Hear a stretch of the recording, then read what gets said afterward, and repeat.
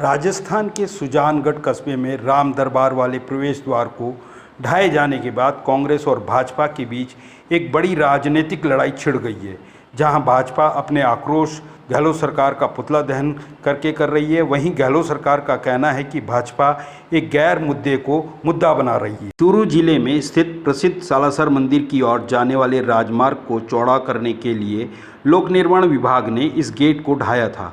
इसका video social media पर viral होने के बाद धर्म प्रेमियों ने अपनी भावनाओं को आहत करने का आरोप गहलोत सरकार पर लगाते हुए कहा कि गहलोत सरकार तुष्टीकरण की राजनीति कर रही है। सालासर बालाजी के राम दरबार गेट को गिराए जाने पर धर्म यात्रा महासंघ बैनर तले उधम सिंह नगर के काशीपुर में गहलोत सरकार का पुतला दहन कर अपना आक्रोश व्यक्त किया। देखिए, कुछ दिन पहले राजस्थान की कांग्रेसी सरकार गहलोत सरकार ने एक अधर्म का काम किया।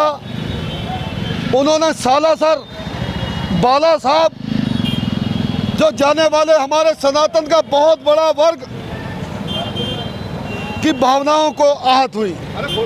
वहां जाने वाला एक बहुत वृद्ध गेट, एक सुसज्जित गेट, एक शान का प्रतीक गेट जिसके ऊपर राम दरबार स्थित था, उस गेट को जेसीबी बुलडोजर से ढा दिया जाता है।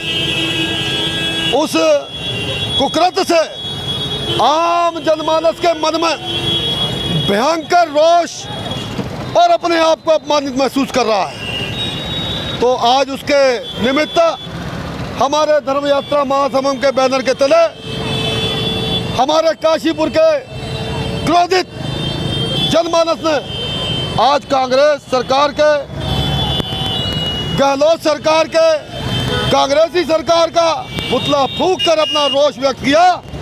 और एक बात मैं कह देना चाहता हूं कि इतिहास गवाह है, विधर्मियों का नाश इस धरती पर सदैव हुआ है। जिन्होंने भगवान श्री राम का दरबार को ढाया है, निश्चित तौर पर मैं कह देना चाहता हूं कि वो धर्मी 100% निश्चित तौर पर उनका नाश होगा।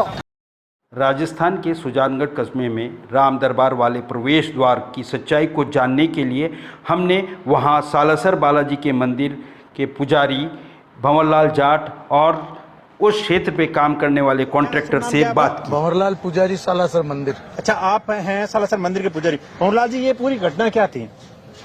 सालासर बालाजी हनुमान जी का सिद्ध पीठ स्थान है जी। वहाँ लाखों श्रद्धालु पूरे देश विदेश से आते हैं। हाँ। और उसी के लिए हमारे सालासर मंदिर के लिए 4 मुख्य मार्ग हैं। हाँ।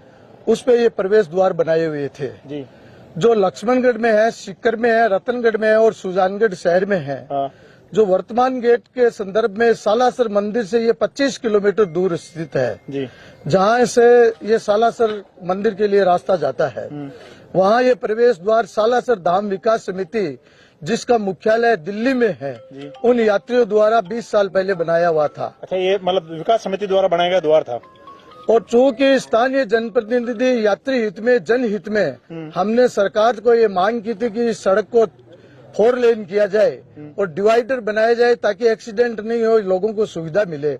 उसके लिए सरकार ने ये राशि स्वीकृत की जो सुजानगढ़ शहर से लेकर के यहाँ नेशनल हाईवे तक की है। उसके अंदर ये गेट आ रहा था तो गेट की चौड़ाई कम थी और सड़क चौड़ी ज्यादा है, तो किसी तरह से ये गेट रहने के लिए नहीं था, एक्सीडेंट की स्थिति बनी हुई थी। तो संबंधित भामाशाह दानदाता जिस संस्था ने बनाई थी उसको सूचित भी किया गया था पीडब्ल्यूडी विभाग द्वारा, प्रशासनिक अधिकारियों द्वारा, और उनके द्वारा ये कहा गया कि उनकी सहमति प्रदान की गई कि इसको हटा दिया जाए। तो इस गेट को यहाँ से ठेकेदार द्वारा यहाँ से हटा दिया गया। अब उसमें भगवान श्री राम के ऊपर सीमेंटेड मूर्तियां लगी हुई थी जिसको उतारा नहीं जा सकता। वो कोई मार्बल या ग्रेनाइट इस तरह की नहीं थी, लोहे के सरिये और सीमेंटेड रोड बनाई हुई वो राम दरबार की मूर्तियां थी। वो भी उस गेट के साथ में गिर गई।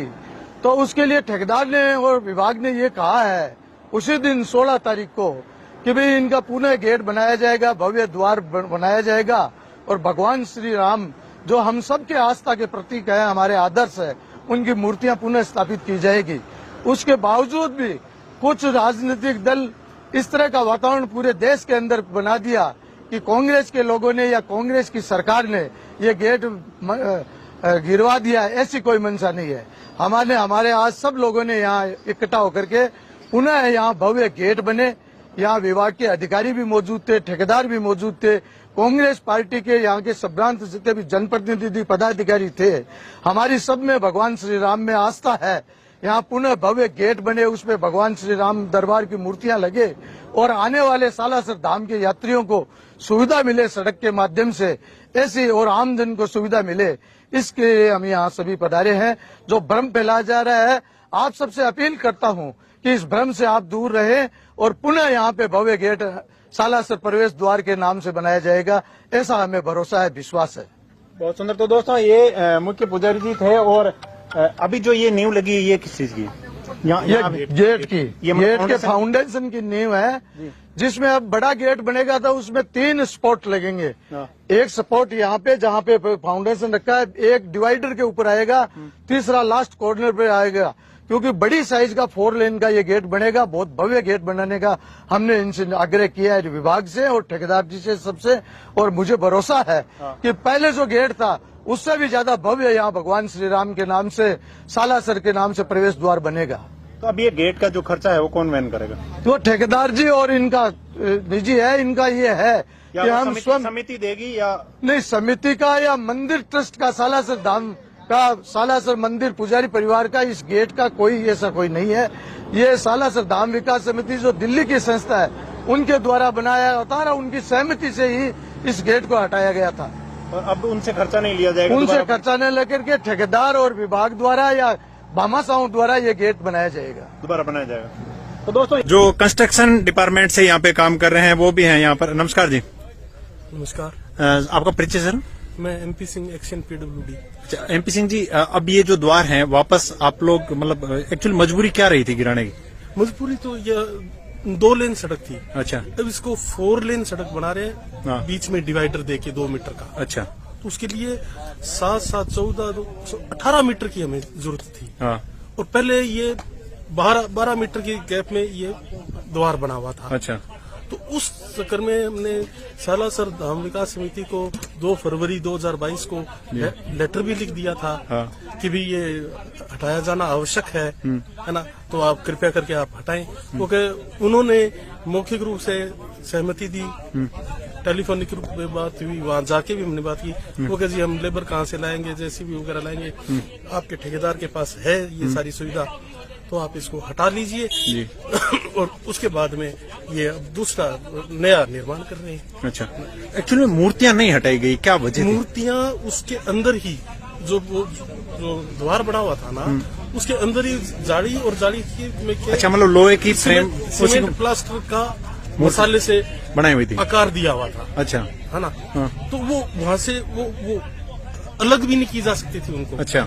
और अलग इसको कर लो तो वो स्थापित नहीं, मतलब वो खंडित होती थी। अच्छा। वैसे भी खंडित होनी, दोनों तरीके से हाँ। जो भी कोई सा भी तरीका अपना खंडित हुए बिना नहीं रह सकते जी। इस वजह से हमने फिर अब वापस वो की वैसी मूर्तियां स्थापित करेंगे। सेम उसी डिजाइन का द्वार जो है? नहीं, इस बार मूर्ति हम रिमूवेबल करेंगे, ताकि अगर अभी तो 4 लेन है, हाँ। भविष्य में हो सकता है 20 साल बाद में, 30 साल बाद में 8 लेन बने। हाँ।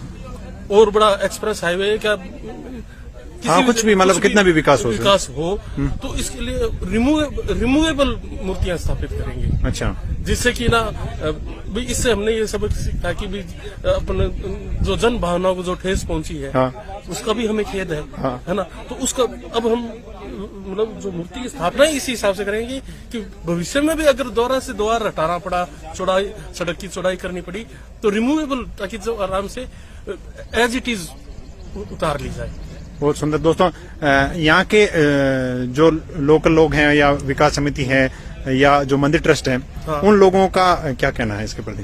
नहीं, उन्होंने तो विकास समिति ने तो कहा ही हमें कि वापस क्या आप प्रवेश द्वार उनकी सभी की सहमति थी। सभी की सहमति थी। 4-5 जने खुद आए हैं विकास समिति से, उन्होंने टेक्निकली इधर देखा, कहाँ भी ये द्वार तो अगर यहाँ रहेगा तो एक्सीडेंटल पॉइंट बनेगा, है ना, द्वार हटा लो। और उसके बाद में ये नया वो दो पिलर का था, अब ये 3 पिलर का होगा दोनों तरफ, और बीच में डिवाइडर में 1 पिलर। अब मतलब एक भव्य द्वार